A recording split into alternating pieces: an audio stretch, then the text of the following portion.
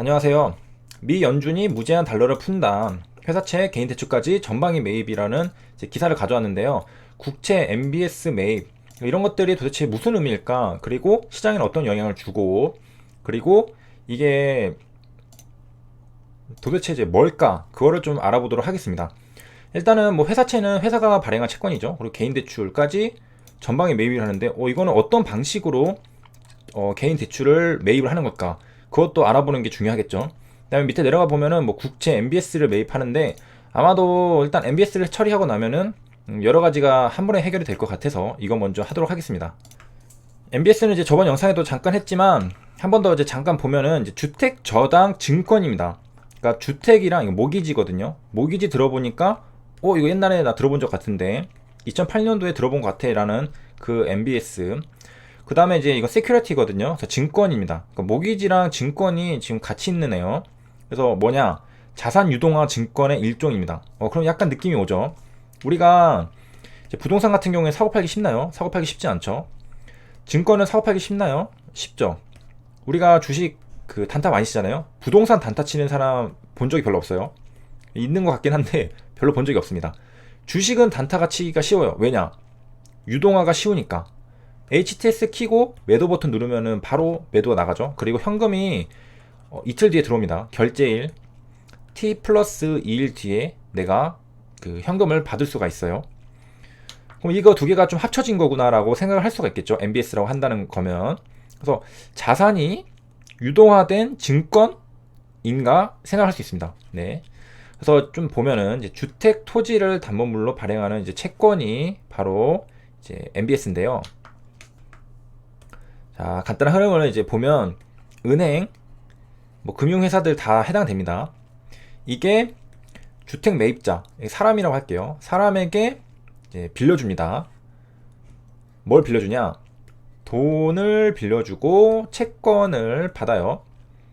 채권을 받아서 이 사람은 이제 집을 사겠죠. 이 돈으로 집을 삽니다.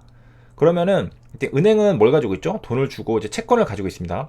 이 채권을 이제 주택 자금 채권을 유동화 회사에게 넘깁니다. 그러니까 이 받은 채권을 이렇게 해서 회사에게 넘깁니다.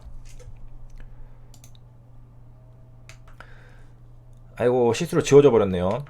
그래서 일단 채권을 이제 넘깁니다. 그 회사에게, SPC라는 회사에게 넘기고, 이 회사는 또 이제 이걸로 이 유동화 회사거든요. 이게 유동화 회사가 이제 일반 투자자들에게 이제 발행을 합니다. 또 이거 또 사람에게 이제 발행을 합니다. 자, 그럼 어떻게 되냐? 채권을 넘기고 돈을 받고 이거는 은행의 채권이죠. 은행. 그러니까 돈이 다시 들어오는 거죠. 이렇게. 자, 그래서 이제 금융기관은 회수가 되는 겁니다. 회수가. 자, 또 다시 한번 설명하는 게 낫겠죠? 자, 사람이 있습니다. 내가 돈이 필요해요. 내가 돈이 필요한데 사람을 여기다 쓸게요. 내가 돈이 필요해. 왜냐? 집을 사고 싶어. 돈이 없어. 돈을 빌려줘. 채권, 은행. 돈으로 집을 샀어요. 자, 은행은 채권을 가지고 있는데 이 채권을 이게 30년이거든요. 장기라서 2에서 30년입니다. 그렇기 때문에 은행은 또 이 돈을 굴리고 싶어. 근데 이 채권을 가지고 있으면 돈을 못 굴려. 자, 그러면은 이 채권을 SPC에게 넘깁니다. 오케이, 우리한테 줘. 그리고 돈을 줍니다. 이 사람들 돈 어디서 나서 이거를 줄까요? 이 돈 어디서 나냐? 이 SPC도 오케이, 사람한테 넘겨. 그리고 돈을 받아. 이렇게 되는 겁니다. 여기도 사람이죠. 물론 이제 뭐 법인일 수도 있어요. 뭐 투자자들, 뭐 기관 그럴 수도 있어요. 그러니까 임의로 사람이라고 한 겁니다. 사람한테서 채권을 받고 채권을 넘기고 또 넘기고 돈을 받고 그래서 은행은 최종적으로 돈이 생기는 거예요. 이거를 회수한다라는 겁니다. 자, 이게 MBS의 구조입니다. 이게 그 자세히 뭐 공부하신 분들은 다 아시겠지만은 일반인들이 관심 받지 않는 이상은 알기가 힘든 구조예요. 조금만 관심을 가지면 알겠지만은 다 생업에 종사하느라 바쁘고 굳이 이런 것까지 공부할 필요는 없잖아요. 그런데 이게 가만히 봐도 좀 복잡해 보이잖아요. 그다음 여기다가 또 뭐도 나중에 들어가냐, 보험 회사도 연결이 돼 있어요. 또 뭔가 있어요. 그래서 더 복잡해지거든요. 이게 뭐가 문제가 됐냐, 딱 이걸 생각하면 됩니다. 2008년 서브프라임 모기지, 그걸 생각하면은 금융이 이게 선진화 돼가지고, 그때 무슨 얘기들 있었냐면은 최첨단 금융 때문에 이제 사람들이 이 구조를 도저히 이제 파악할 수가 없는 거예요. 너무 복잡해서. 너무 복잡해져가지고 이 구조를 전부 다 알 수가 없으니까 그 리스크를 계산하는 거를 이제 힘들게 된 거죠. 그러니까 이거를 구체적으로 공부하는 사람들은 리스크가 이거 생각보다 큰데 라고 생각할 수 있겠지만은, 대부분 이제 얼핏 봐서는 리스크가 정확히 어떻게 분배되는지 알 수가 없습니다. 그래서 터진 거거든요. 그래서 일단 이게 MBS 구조고, 자 지금 이제 연준이 MBS도 이제 매입을 하겠다는 거죠. 그리고 리미트 해제하고 한도 없다, 그냥 다 내가 매입해 주겠다 라고 한 겁니다. 그래서 무제한 양적 완화에 들어갔습니다. 저번보다 업그레이드 된 양적 완화죠.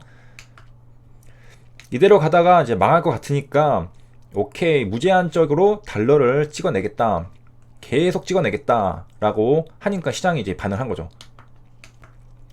이게 그 뭐든지 내성이 생기면 더 센 약을 써야 됩니다. 그래서 더 센 약을 써야 되는데요, 보면은 금융위기 때도 쓰지 않았던 카드다, 그러니까 이 정도가 나오니까 시장이 드디어 이제 뭔가를 좀 이제 하는구나 라고 해가지고 반응하는 겁니다. 기존에 했던 거 똑같이 하면은 사람들이 이제 반응 안 합니다.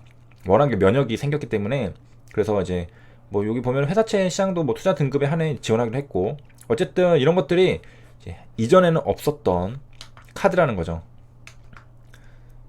그래서 이제 in the amounts need 해서 필요한 만큼 해주겠다, 국채랑 MBS를 이제 매입하기로 결정한 거죠. 그리고 이제 뭐 조금 더 이제 구체적인 내용도 있는데, 이전에 15일에 기준금리를 제로로 하고 양적 완화를 결정했는데도 반응이 없었잖아요. 시장이 오히려 막 이렇게 더 꼬꾸라지고, 그리고 8일 만에 진짜 이제 파격적인 필살기를 쓴 거고. 그리고 뒤에 내용도 더 있는데, 여기에서는 이 영상에서는 MBS 그냥 완전히 끝내버리도록 하겠습니다. 그래서 MBS 시장은 1차랑 2차 그리고 자본시장, 그러니까 1차랑 2차로 이렇게 나뉜다고 볼 수 있는데요, 아까 봤듯이 구조가 이렇게 있었잖아요. 이 관계가 이제 차입자랑 상업은행 등 모기지 대출기관 사이에 이루어지는 게 1차 시장이라고 합니다. 그 다음에 이제 자본시장 이쪽으로 이제 또 여기도 또 거래가 있었잖아요. 여기 이렇게 회사랑 또 사람들이랑 SBC랑 사람들이랑, 여기는 이제 2차 그리고 자본시장.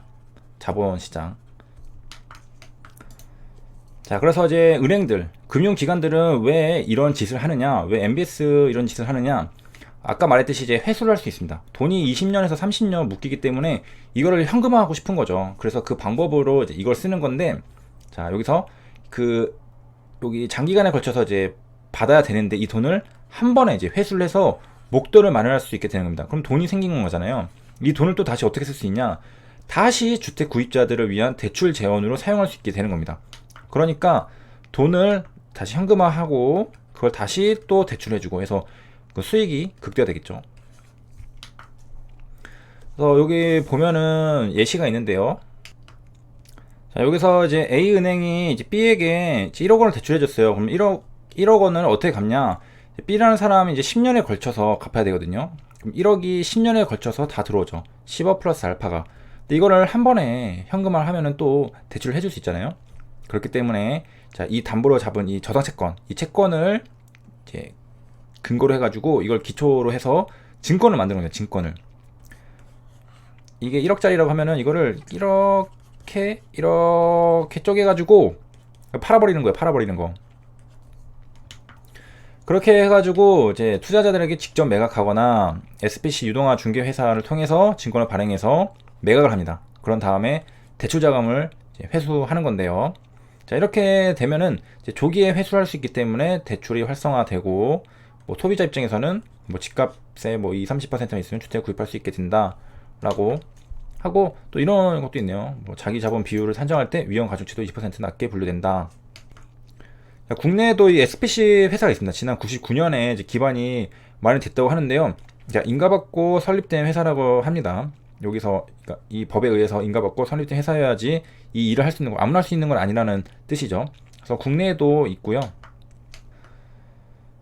아까 본 기사는 이제 미국에 하겠다 이거죠. 미국이 이거를 다 내가 매입해 주겠다. 이 채권을 MBS로 만든 것들을 이제 증권화된 거죠. 증권화된 거를 이제 개인들이 사든 뭐 개인이든 뭐 기관이든 뭐 사는데 미국이 이제 내가 다 해주겠다. 뭘 살지는 좀 위험할 걸 살지 또 안전한 걸 살지는 당연히 좋은 거는 이제 다 알고서 가져갔겠지만 안 좋은 것들도 남아 있겠죠. 그런 것들도 다 이제 가져가겠죠. 그 미국이 그 페드가 말이죠. 시청해 주셔서 감사합니다.